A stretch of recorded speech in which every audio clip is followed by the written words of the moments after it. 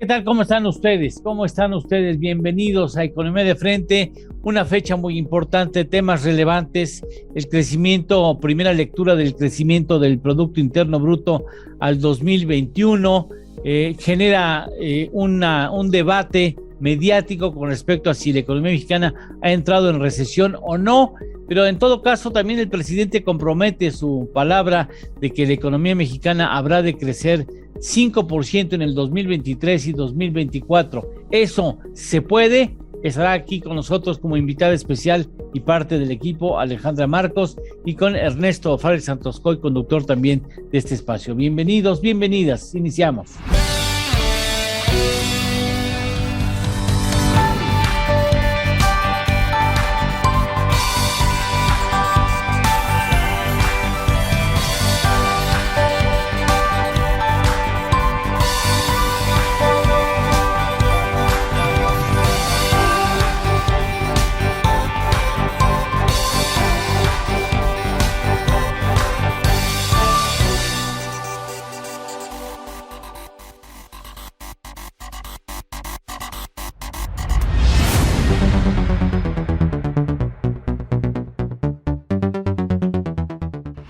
Pues iniciamos dándole agradecimiento a nuestra invitada especial, Alejandra Marcos. Muchas gracias, Ale, por estar aquí con nosotros. Siempre será un placer contar con tus puntos de vista. Muchas gracias por la invitación, muy halagada de estar aquí con ustedes. Muchas gracias, gracias como siempre a Ernesto Fárez Santoscoy por su presencia aquí en la conducción del programa. Muchas gracias. Hola, ¿qué tal? Ernesto, ¿cómo estás? Bueno, la primera pregunta sería, Ale, ¿cómo viste el dato preliminar del crecimiento del Producto Interno Bruto, el comportamiento del PIB en el año 2021? Y si estamos en una recesión o no estamos en una recesión. México está muy preocupado por ese tema. Mira, al margen del tecnicismo, ¿no? Que si abres un libro de texto, cualquiera que sea, te dice 2 trimestres consecutivos con un crecimiento negativo, es una recesión técnica. Sí estamos, pero creo que al margen de esta designación, lo que creo que es importante señalar es que la economía mexicana es un hecho que ha perdido todo dinamismo.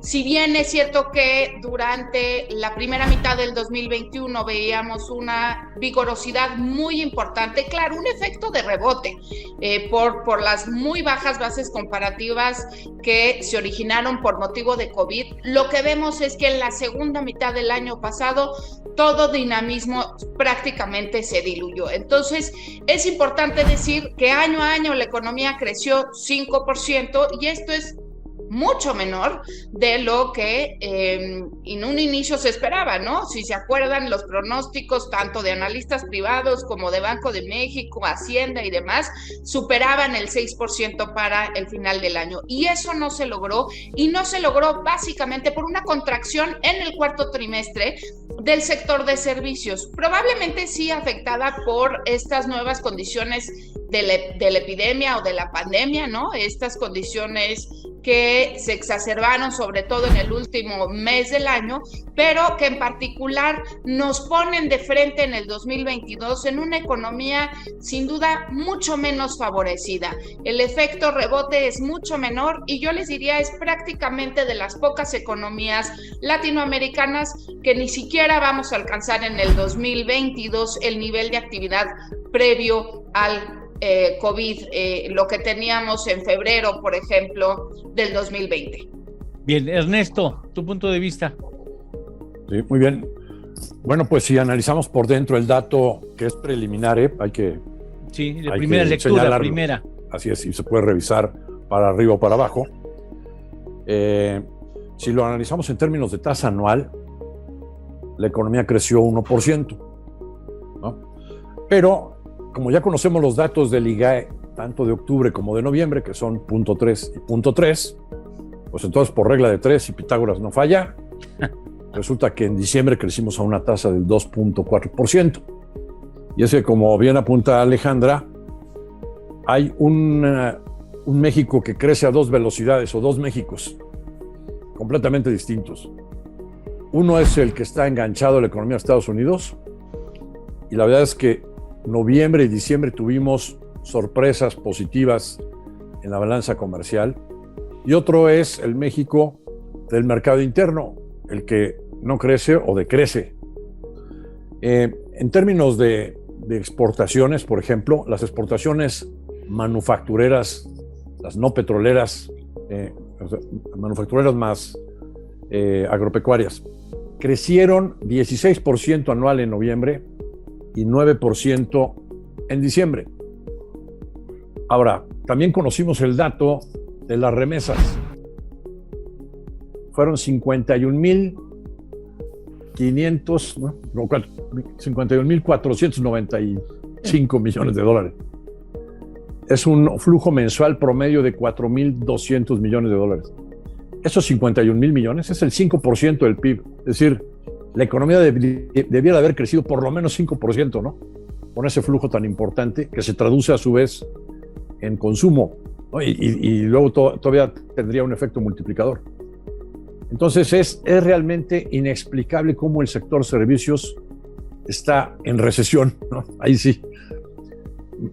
A pesar de que la economía exportadora ha mejorado y a pesar de este flujo tan impresionante de las remesas familiares. Bien, ahora entonces, hoy el presidente de la República habla de que está confiado, incluso hasta se dice contento, porque la economía mexicana va a crecer 5% en el año 2023, hoy no nos tocó, en este 2022 no nos toca, y en 2024, me imagino que de que se puede, Ale, ¿no? Sí, nada es imposible, pero más allá de poderlo lograr o no, creo que hoy no existen las condiciones para poder observar ese crecimiento en los próximos 3 años. Y la razón es muy fácil. El componente ausente del Producto Interno Bruto en México, no nada más en el 2021 y en el 2022, sino si nos vamos 3 años para atrás, es la inversión. La inversión privada, no hemos visto un nuevo ciclo de inversión privada que justamente acabe por detonar el crecimiento, no nada más en el mediano plazo y poder aspirar a tasas mayores de crecimiento, sino de facto crear más empleos, tener una mucho mejor derrama económica, tener mayor consumo. Esa falta de inversión a mí me parece que va a ser muy difícil de que veamos un nuevo ciclo en los siguientes años y básicamente porque siguen habiendo condiciones que se han deteriorado. Una clara falta de Estado de Derecho es una de ellas, incertidumbre con respecto a las reglas del juego es otra.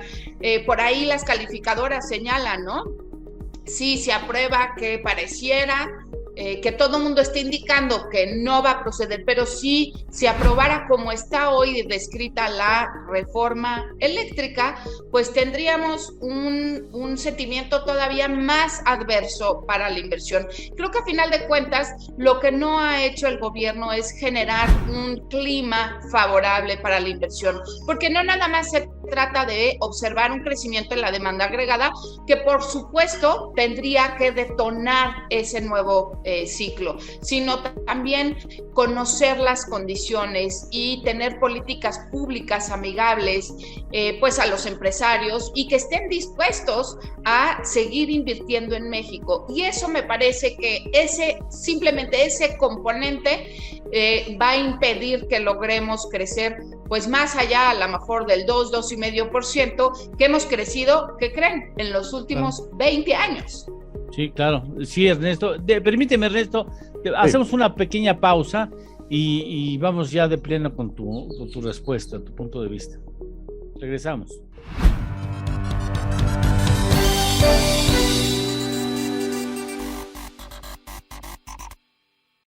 ¿Conoces una plataforma de capacitación? IDC Click es un servicio de streaming para tu capacitación en cualquier dispositivo. Resuelve tus dudas en nuestros seminarios fiscales, jurídicos y laborales. Todos nuestros programas de televisión en una sola plataforma. Todo esto en un solo catálogo disponible las 24 horas.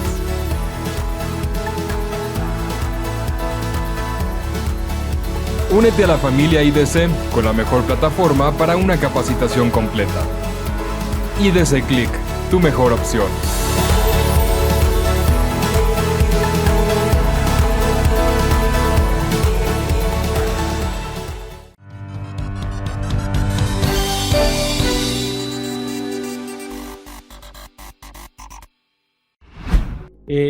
Me gustaría que escucháramos tu punto de vista con respecto de que se puede, pero aquí en este asunto sí no juega la Virgen de Guadalupe, o sea, el asunto sí nos tenemos que aplicar para que las cosas sucedan. No, sí, la Virgen de Guadalupe ya nos mandó 51 mil millones de dólares de remesas familiares.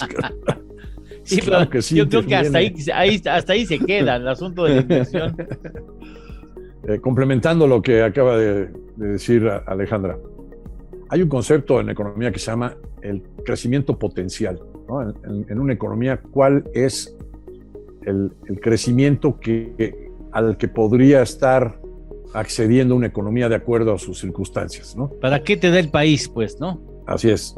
Antes se estimaba que México podría, cuando recién entramos al TLC y todo eso, podría estar creciendo a una tasa potencial del 3,5. Entonces, pues como que todo el mundo le apuntaba en las políticas públicas, etcétera, a que se lograra por lo menos ese crecimiento. Bueno, recientemente pues vimos que la economía no había manera de que creciera más de 2,5, por ejemplo, en el sexenio de Calderón y de Peña Nieto.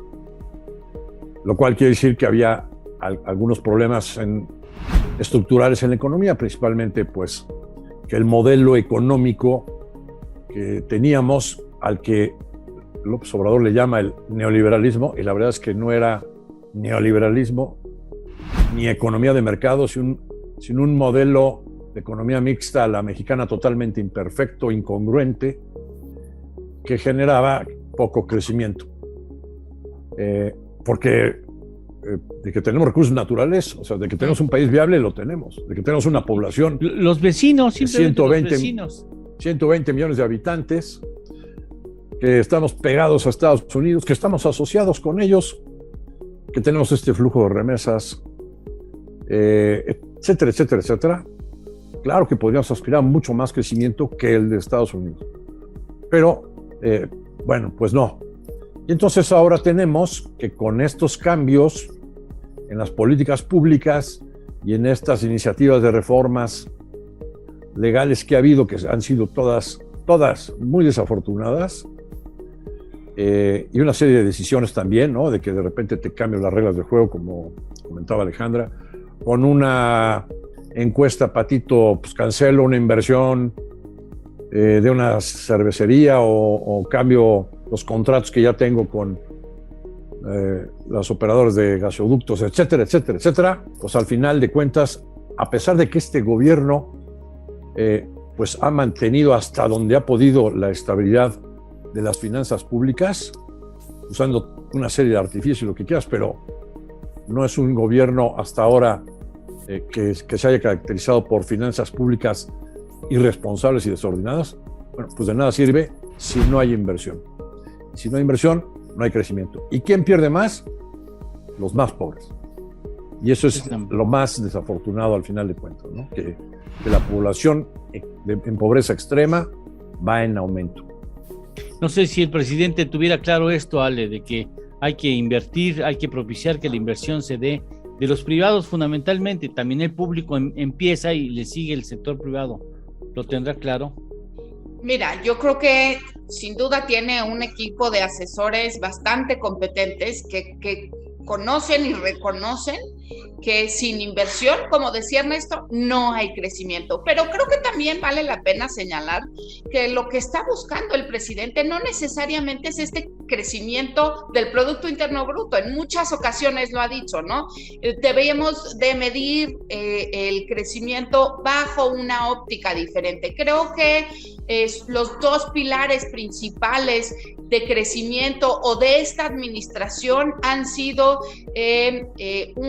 un apoyo social o estos programas sociales que sin duda son muy loables, pero que en el largo plazo tienen cero rentabilidad. Es decir, lo que hablaba Ernesto hace rato del crecimiento potencial, pues no existe, no estamos generando nuevas máquinas, nuevas empresas que pudieran, por lo tanto, seguir o apuntalar un crecimiento económico mayor. Entonces, creo que en su enfoque ha sido clarísimo. Uno, es justamente estos programas de apoyo social, y dos, y tiene que ver con finanzas públicas. Creo que en la medida que conozcamos y reconozcamos que eso es lo que quiere el presidente, la realidad es que hablar del 4, del 2 o del 1, pues parece desafortunado bajo una óptica en donde sus asesores, y yo creo que él mismo reconoce que sin inversión público-privada no hay crecimiento. Y con respecto a la inversión pública, pues el gobierno tiene las manos atadas porque desafortunadamente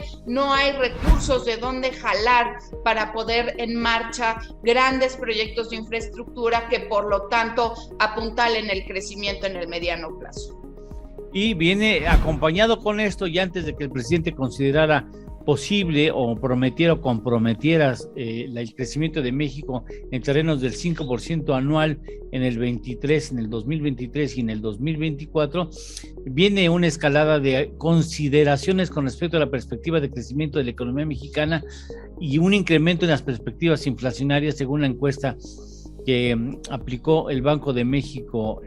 Ernesto, esto juega en contra de la perspectiva de que pudiéramos sacarle jugo al crecimiento potencial del país. Sí, esta semana Banco de México publicó su encuesta periódica entre analistas del sector privado sobre las expectativas y hay una revisión a la baja importante en las expectativas de crecimiento y hay una revisión al alza en las expectativas de inflación. Es el mejor de los mundos, ¿no? Sí.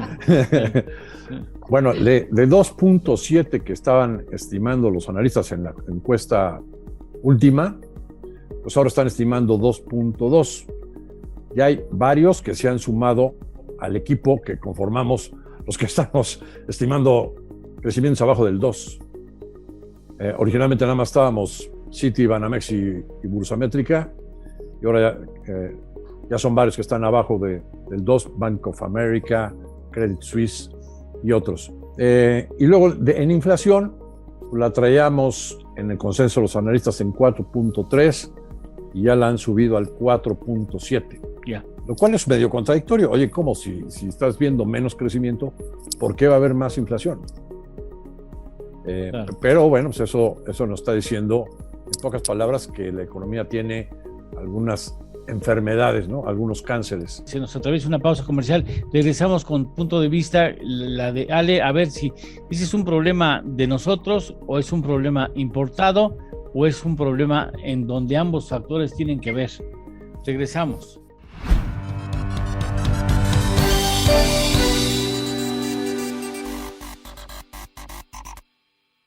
IDC Seminarios te invita a su seminario Declaración de la Prima de Riesgos de Trabajo 2022, el 9 de febrero de las 9 de la mañana a la 1:30 de la tarde.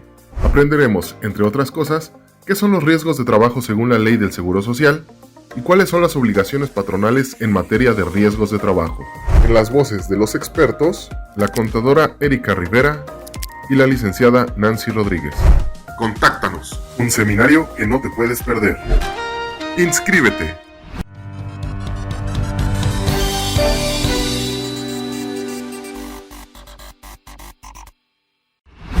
A ver, tenemos que revisar hacia la baja la perspectiva de crecimiento y hacia la alza la inflación. ¿Eso es más dado por el componente exógeno o es una cuestión que nos corresponde internamente, Ale? Yo creo que la aceleración en la inflación es multifactorial. No nada más se debe internamente. Yo creo que de acuerdo a lo que ha señalado la propia Junta de Gobierno de Banco de México, pareciera que hay menos condiciones de holgura, es decir, que a pesar de que no hemos recuperado el nivel de actividad económica que teníamos previo a la pandemia, las condiciones son un poquito más estrechas y eso también genera inflación. Pero no podemos negar también que parte de esta inflación sí es importada. En Estados Unidos veíamos el dato, por ejemplo, del mes de diciembre, en donde alcanzó una inflación que no habíamos observado desde 1982 y la realidad es que los norteamericanos no están acostumbrados a vivir con inflaciones en ese nivel y sin duda la integración de cadenas productivas y la regionalización entre México, Estados Unidos y Canadá genera, por supuesto, estas presiones que acabamos importando. Pero déjame decirte otra cosa, Eduardo, muy importante. Creo que también la revisión a la baja en el crecimiento económico esperado para este año tiene que ver justo con las condiciones con las que estamos entrando en este primer mes. Salieron esta misma semana los indicadores adelantados de actividad económica, los del IMEF, y ambos, tanto manufactura como servicio, muestran una economía que se está contrayendo. Es natural pensar que si nuestro único factor o el factor determinante de crecimiento van a ser las exportaciones, como lo dijo Ernesto hace unos minutos, y tenemos una inflación que va a seguir presionada, pues lo natural también es revisar justamente a la baja ese crecimiento, y más aún considerando que consumo interno o la parte interna, que coincido plenamente con Ernesto, no está ahí. Y eso también coincido con Ernesto, a pesar de que estamos en máximos históricos en términos de remesas. La realidad es que todo lo que esto señala, a final de cuentas, es que la estructura de la economía mexicana sin duda presenta deficiencias sumamente importantes que se han venido agravando con el tiempo. O sea, Ernesto, debo entender por lo que bien argumenta Ale, se acabó. Finito, rebote, está finito. O está interrumpido, sí. En el tercer trimestre ya tenemos una cifra oficial, sí hubo un crecimiento negativo, tanto trimestral, bueno, anual no, porque la base de comparación era muy baja, pero trimestralmente sí tuvimos un número negativo. En el cuarto trimestre todavía la cifra que conocemos hoy es oportuna, pero lo que sí es un hecho es que estábamos en un dinamismo alrededor de cero, ¿no? Ni frío ni calor. Y eso implica que, sobre todo, como ya hemos comentado, que el mercado interno no está creciendo. Esta misma inflación también le pega al mercado interno. Los consumidores tienen menos posibilidades, menos capacidad de compra en términos reales, ¿no? Entonces eso también le afecta al consumo. La verdad es que el gobierno está en la última oportunidad de dar un golpe de timón y recomponer la confianza económica, o adiós el sexenio. Bueno, a ver, es interesante lo que tú pones sobre la mesa. A ver, Ale, golpe de timón. ¿A poco la reacción así de inmediata alcanza para el 2023 en un golpe de timón actual? Yo creo que no, pero sientan las bases para justamente poder aspirar a un mejor crecimiento económico. Pero el simple hecho, que la verdad honestamente veo sumamente complicado que veamos este golpe de timón, el simple hecho de mandar el mensaje correcto sí puede hacer que entonces aspiremos a crecer un poco más y que este poco dinamismo con lo que hemos entrado en el año a lo mejor tenga esa señal de continuación en el crecimiento, y entonces sí podríamos ver que en el 23 y en el 24, en lugar de crecer a lo mejor 1,5, 2, podríamos crecer un poquito más. El mensaje tiene que ser contundente, conciliador y generar confianza. Cuestión que pues hasta la fecha no se le ha dado. Ahora, un nuevo eje puntal del crecimiento de ese resurgimiento económico de la economía mexicana podría ser la energía. Si convencemos a los norteamericanos y a los canadienses de que le vamos a entrar juntos a ese asunto de la reconversión y las energías limpias, eso podría ser un elemento que detone el crecimiento y la inversión, Ernesto. Desde luego que sí, y es la circunstancia en la que este presidente recibió al país, con una reforma de energía ya concluida, ya aprobada por el Congreso, un cambio constitucional que permitía que los inversionistas privados, tanto nacionales como extranjeros, invirtieran en distintas cosas. ¿Por qué? Bueno, pues porque sí puede haber un boom de inversiones en distintos segmentos de todo este sector de energía. Pongo como ejemplo en España, que pues se pusieron su meta de energías limpias en X año, y eso ha generado un boom de inversiones muy importantes en este país. Pero lo mismo podemos ver en Reino Unido, o lo que vamos a ver en Estados Unidos. Si nosotros nos sumáramos, como bien apuntas, Eduardo, además con Canadá, pues bueno, claro que habría porque entonces sí podríamos no nada más producir para Estados Unidos, sino también para México, ¿no? todo lo que se tiene que producir. Pues bueno, cerramos muy interesante el programa, será motivo de seguirle. Yo quiero agradecer de manera muy especial a nuestra invitada especial, que es parte del equipo, por supuesto, Alejandra Marcos, por haber estado aquí con nosotros en una visión siempre fresca, interesante y que habla mucho de la mujer mexicana. Muchas gracias por estar con nosotros. Muchas gracias por la invitación. Muchas gracias, en esta tu casa. Gracias, Ernesto Farías Santoscoy. Como le hace la realeza para despedirse, ¿no? Sí, el otro día, conocemos el corto, largo, pues es de la gente de la farándula. No, aquí es así. Estaba yo viendo un de Netflix y veo que la reina ya nomás le hacía así y poquito. Así es que hasta la próxima semana.